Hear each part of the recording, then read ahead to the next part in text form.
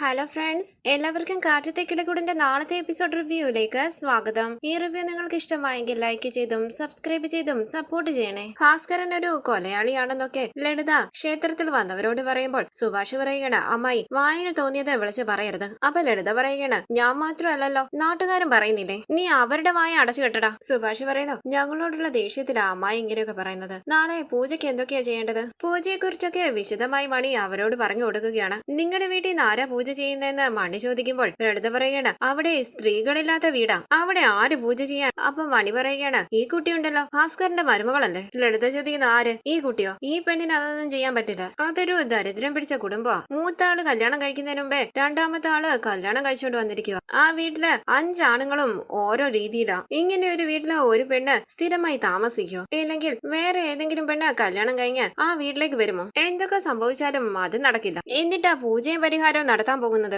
അങ്ങനെ ലളിത പരിഹസിക്കുമ്പോൾ നിധി പറയുന്നു, നമ്മുടെ കുടുംബത്തിന് വേണ്ടി ഞാൻ പൂജ ചെയ്യും. സുഭാഷ് മോളെന്ന് വിളിക്കുമ്പോൾ നിധി ചോദിക്കണ, എന്താ സുഭാഷ് ഏട്ടാ, ഞാൻ പൂജ ചെയ്യാൻ പാടില്ലേ? നമ്മുടെ കുടുംബത്തിന് വേണ്ടി ഞാൻ പൂജ ചെയ്യും. ചെയ്തത് തന്നെ എന്ന് ലളിത പറയുമ്പോൾ മണി പറയണ, ആ കുട്ടി ചെയ്യാന്ന് പറഞ്ഞില്ലേ, പിന്നെന്താ പ്രശ്നം? എവിടെ നിന്നോ ആൾക്കാരൊക്കെ വന്ന് പൂജ ചെയ്യുന്നു, എല്ലാവർക്കും ഉടനെ ഫലം കിട്ടും. നിങ്ങളുടെ വീട്ടിൽ എന്തെങ്കിലും ദോഷമോ കുറവോ ഉണ്ടെങ്കിൽ ഈ പൂജ കൊണ്ട് അത് മാറും. അപ്പൊ നിധി പറയണ, ആ പൂജ ഞാൻ ചെയ്യും. അപ്പൊ സുഭാഷ് പറയണ, വേണ്ട മോളെ, എന്തെങ്കിലും കഷ്ടപ്പാടുള്ള പൂജയായിരിക്കും. അപ്പൊ നിധി ചോദിക്കണ, എന്താ വലിയ കഷ്ടമാ സുഭാഷ് ഏട്ടാ, എന്താണെങ്കിലും കുഴപ്പമില്ല, ഞാൻ ചെയ്യും. നമ്മുടെ വീട്ടിൽ എന്താ സ്ത്രീകളില്ലേ? ഞാനില്ലേ അവിടെ? ചേട്ടാ, ഞാൻ ചെയ്യും പൂജ. എന്റെ കുടുംബത്തിന് വേണ്ടി ഈ പൂജ ചെയ്യുന്നത് ഞാനായിരിക്കും. ഇത് കേട്ട് എല്ലാവരും സന്തോഷത്തോടു കൂടി ഇരിക്കുമ്പോൾ ലളിത പറയണ, കാണാം കാണാം, എങ്ങനെയാ ചെയ്യുന്നതെന്നൊന്ന് കാണാം. അപ്പൊ സുനന്ദ പറയണ, അമ്മ ഒന്നും മിണ്ടാതിരിക്കും, നിധി ചെയ്യാന്ന് പറഞ്ഞില്ലേ, നീ ഇങ്ങോട്ട് വാന്ന് പറഞ്ഞ സുനന്ദയും കൂട്ടി അവിടെ നിന്ന് പോവുകയാണ് ലളിത. സുധീഷ് സന്തോഷത്തോടു കൂടി നിധിയെ നോക്കുന്നു. തുടർന്ന് നിധി ലളിതയെ കുറ്റപ്പെടുത്തി സംസാരിക്കുകയാണ്. നിങ്ങളുടെ അമ്മായിയായിട്ടും ആ കുടുംബത്തെ കുറിച്ച് മോശമായി പറയുന്നത് കേട്ടില്ലേ, നാട്ടുകാരെന്താ വിചാരിക്കുക? എന്തു വന്നാലും ഞാൻ ഈ പൂജ ചെയ്യുമെന്നൊക്കെ നിധി പറയുമ്പോൾ സുധീഷ് പറയണ, അത് വിട് നിധി. അവിടേക്ക് വന്ന മണി ക്ഷേത്രത്തിലെ കഠിനമായ പൂജയെ കുറിച്ചൊക്കെ പറയുകയാണ്.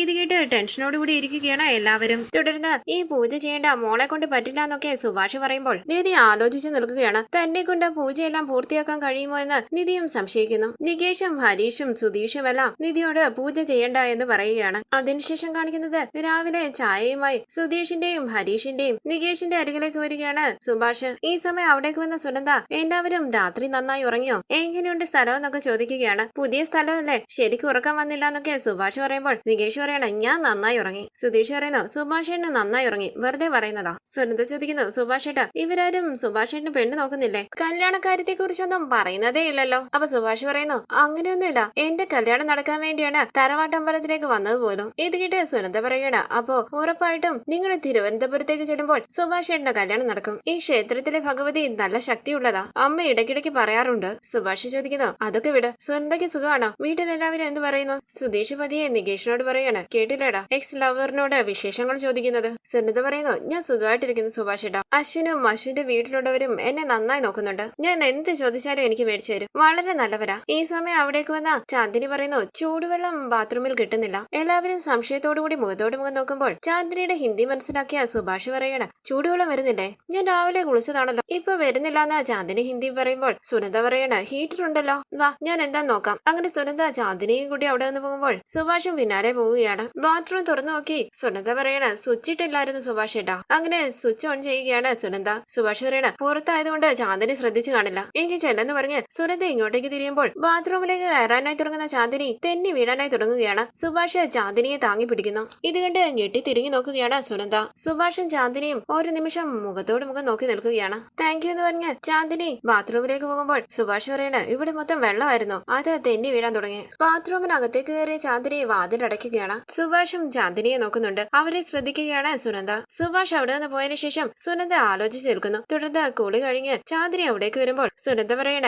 എന്റെ പേര് സുനന്ദ, സുഭാഷ് ഏട്ടന്റെ അമ്മായിയുടെ മോള. കുട്ടിയുടെ പേരെന്താ? ചാന്ദിനി പറയണ, മേരെ നാം ചാന്ദിനി. ഇത് കേട്ട് സുനന്ദ ചോദിക്കുന്നു, ഓ ഹിന്ദിയാണല്ലേ, സുഭാഷ് ഏട്ടനെ എങ്ങനെ അറിയാം? ചാന്ദിനി ഹിന്ദിയിൽ അനീഷിന്റെ സിസ്റ്റർ ആണെന്നും അനീഷും സുഭാഷും ഒരുമിച്ച് വർക്ക് ചെയ്യുന്നവരാണെന്നും ഒക്കെ പറയുകയാണ്. സുനന്ദയ്ക്ക് ഒന്നും മനസ്സിലാകുന്നില്ല. നികേഷിനെ അരികിലേക്ക് വിളിച്ച് സുനന്ദ പറയുന്നു, ഈ കുട്ടി ആരാണെന്ന് ചോദിച്ചു. എന്തൊക്കെയോ ഹിന്ദിയിൽ പറയുന്നു, എനിക്കൊന്നും മനസ്സിലായില്ല. നികേഷ് പറയുന്നു, ഇത് ചാന്ദിനി, അവിനാഷിന്റെ സിസ്റ്റർ ആണ്, സുഭാഷ് ഏട്ടന്റെ കൂടെ ജോലി ചെയ്യുന്ന അവിനാഷിന്റെ സിസ്റ്റർ ആണ്. ചാന്ദിനിയുടെ വീട്ടിലൊരു ചെറിയ പ്രശ്നമുണ്ട്, കുറച്ചാള് നമ്മുടെ വീട്ടിൽ താമസിക്കാൻ വന്നതാണ്. ചാന്ദിനി വീട്ടിലുള്ള സമയത്താണ് തറവാട്ടമ്പലത്തിലേക്ക് വരാൻ തീരുമാനിച്ചത്. അപ്പൊ ചാന്ദിനിയെ കൂടെ കൂട്ടിക്കൊണ്ടുവന്നു. ചാന്ദിനി ജാവോ. ചാന്ദിനി അകത്തേക്ക് പോകുമ്പോൾ സുനന്ദ പറയുകയാണ്, എടാ ആ കുട്ടിയെ കാണാൻ നല്ല ഭംഗിയുണ്ട്, കല്യാണം കഴിച്ചാലല്ലോ, നമുക്ക് സുഭാഷിന് വേണ്ടി ഈ കുട്ടി ഒന്ന് ആലോചിച്ചാലോ? അപ്പൊ നികേഷ് പറയണ കല്യാണോ? ഭാഷ അറിയാതെ എങ്ങനെയാ കല്യാണം കഴിക്കുക? സുനന്ദ ചോദിക്കുന്ന കല്യാണം കഴിക്കാൻ എന്തിനാടാ ഭാഷ? നികേഷ് പറയണ രണ്ടുപേരും കൂടി സംസാരിക്കണ്ടേ? ഒരാള് സംസാരിക്കുന്നത് മറ്റേയാള് മനസ്സിലാക്കണം. അതൊന്നും ശരിയാകില്ല. സുഭാഷിന്റെ വേറെ പെണ്ണിനെ നോക്കാം. സുനന്ദ ഇപ്പം അതിനെ കുറിച്ചൊന്നും ആലോചിക്കണ്ട. അങ്ങനെ നികേഷ് അവിടെ നിന്ന് പോകുമ്പോൾ ചാന്ദിനി സുഭാഷിന് നന്നായി ചേരുന്നുണ്ടെന്ന് പറഞ്ഞ് ആലോചിച്ച് കേൾക്കുകയാണ് സുനന്ദ. തുടർന്ന് അടുത്ത ദിവസം